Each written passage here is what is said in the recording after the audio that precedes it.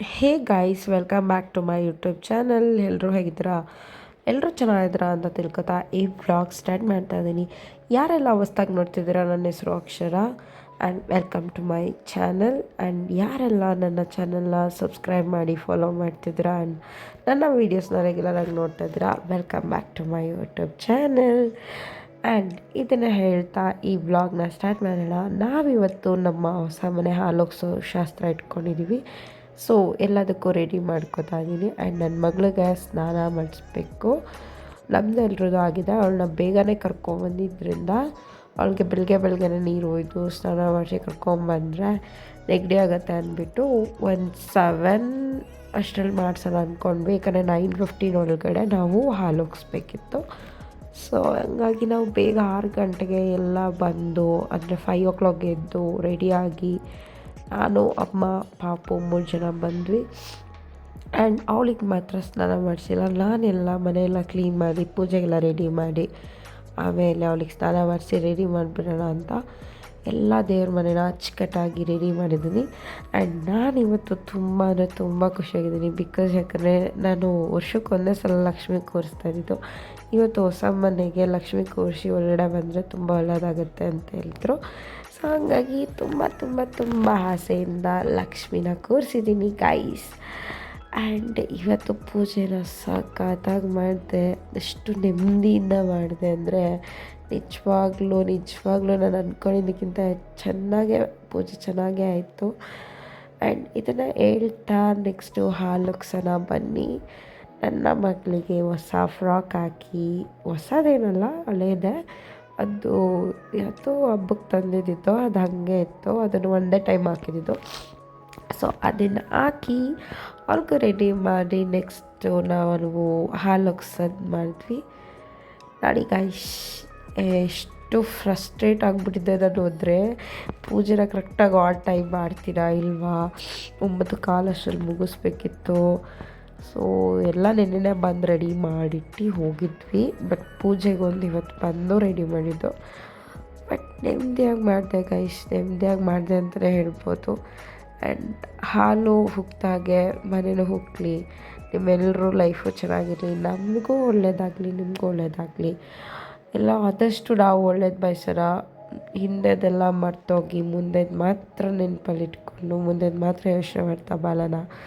ನೀವು ಅಷ್ಟೇ ಗೈಸ್, ಯಾವುದಕ್ಕೂ ತಲೆ ಕೆಡಿಸ್ಕೊಬೇಡಿ, ನೆಮ್ಮದಿಯಾಗಿರಿ, ನೆಮ್ಮದಿಯಾಗಿ ಊಟ ಮಾಡಿ ಮಲ್ಕೊಳ್ಳಿ. ಓಕೆ, ದುಡಿಯೋದು ಜೀವನಕ್ಕೆ ಎಷ್ಟು ಬೇಕಷ್ಟು ದುಡಿಯೋಣ, ನೆಮ್ಮದಿಯಾಗಿರೋಣ. ಜಾಸ್ತಿ ಮಾಡಿಟ್ಟು ಬೇರೆಯವ್ರಿಗೆ ತಿಳಿಸ್ಬೇಕನ್ನೋದು ಏನಿಲ್ಲ. ನಾವಿರೋಷ್ಟು ದಿನ ನಮ್ಮ ಮಕ್ಳಿಗೆ ಎಷ್ಟು ಬೇಕು, ನಮ್ಗೆ ಎಷ್ಟು ಬೇಕು ಅಷ್ಟು ಮಾಡ್ಕೊಂಡು ನೆಮ್ಮದಿಯಾಗಿ ದುಡ್ಕೊಂಡು ನೆಮ್ಮದಿಯಾಗಿರೋಣ ಗೈಸ್. ಬಟ್ ಸಾಲ ಇಲ್ಲದೇ ಇರೋರೆ ನಿಜವಾದ ನೆಮ್ಮದಿವಂತರು. ಏನಂತೀರ ಗೈಸ್? ₹1 ಸಾಲ ಇಲ್ದಿರೋರೆ ನೆಮ್ಮದಿವಂತರು, ಪುಣ್ಯವಂತರು ಈಗಿನ ಕಾಲದಲ್ಲಿ. ಸೊ ಇದನ್ನು ಹೇಳ್ತಾ ನಾನು ಸ್ವಲ್ಪ ರ್ಯಾಕ್ಸ್ ಎಲ್ಲ ಬುಕ್ ಮಾಡಿದ್ದೆ. ಯಾಕಂದರೆ ಹೊಸ ಮನೆ ಆ್ಯಂಡ್ ಇಲ್ಲಿ ಶೆಲ್ಫು 2 ಇರೋದು.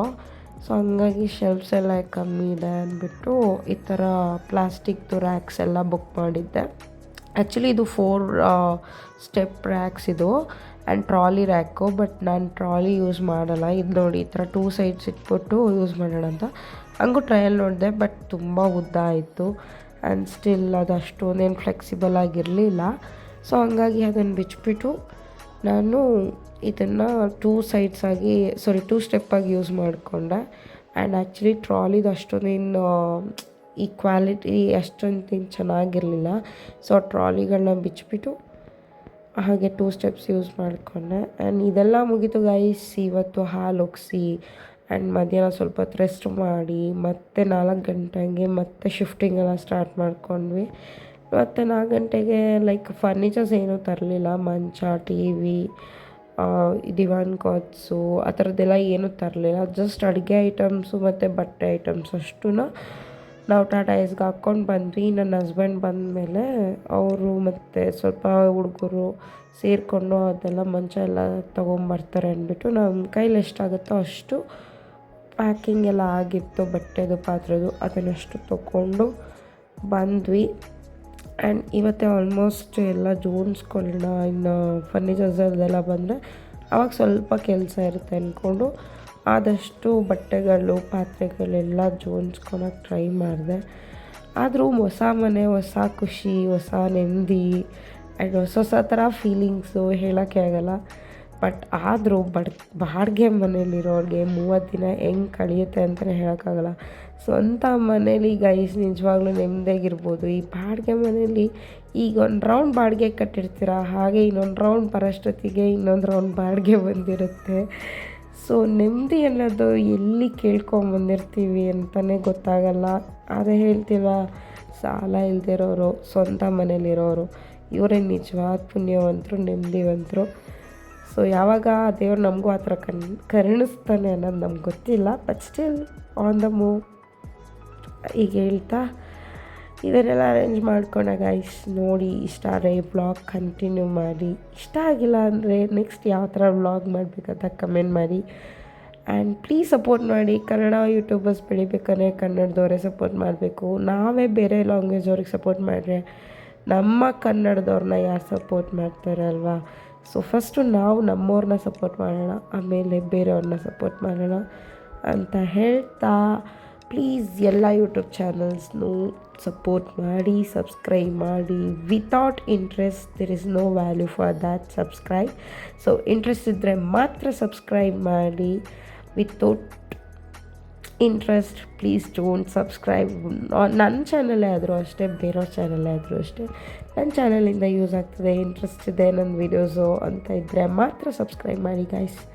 Because everything as a value, right?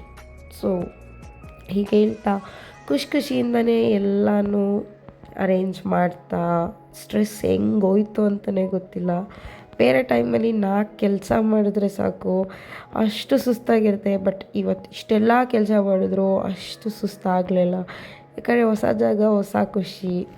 So ಹಾಗಾಗಿ ನೋಡಿ. ಆ್ಯಂಡ್ ಈ ಚಾನಲ್ ಸಬ್ಸ್ಕ್ರೈಬ್ ಮಾಡೋದನ್ನ ಮಾತ್ರ ಬರಿಬೇಡಿ, with interest. And also please support ಮಾಡಿ. ಚೆನ್ನಾಗಿದ್ದರೆ ನನ್ನ ವೀಡಿಯೋಸ್ ನಿಮಗೆ ಇಷ್ಟ ಆದರೆ ಮಾತ್ರ. ಓಕೆ, ಇದನ್ನ ಹೇಳ್ತಾ ಪ್ಲೀಸ್ ನೋಡಿ, ಇಷ್ಟ ಆದರೆ ಲೈಕ್ ಮಾಡಿ.